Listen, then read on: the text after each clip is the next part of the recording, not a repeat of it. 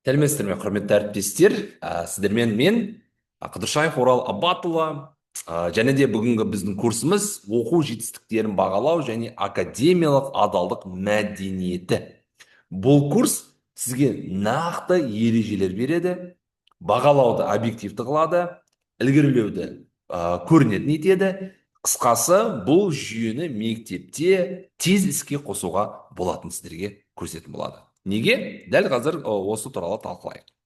Оқушы күткен нәтижені алдын ала білуі тиіс. Мұғалім үшін дау азайғаны маңызды.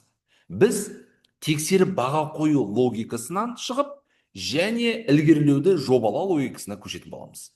Академиялық адалдық тыйым емес, бұл мәдениет. OECD, ЮНЕСКО ұсымдарына сүйенетін боламыз.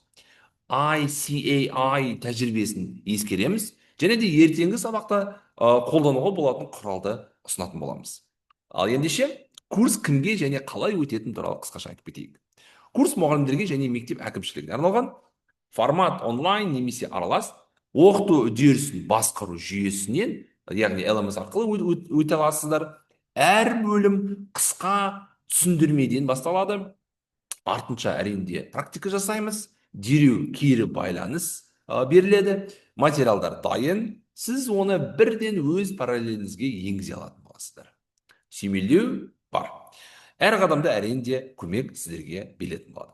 Енді мазмұн қаңқасына көшейік.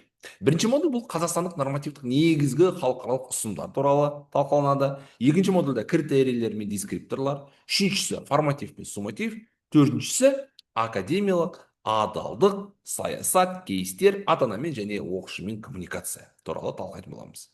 Енді практикумда болады, мектеп құжаттарын толық пакеті дайын күйінде әрине енгізуге жеткізетін боламыз. Бұл тек теория емес, нақты қолданысы бар курс.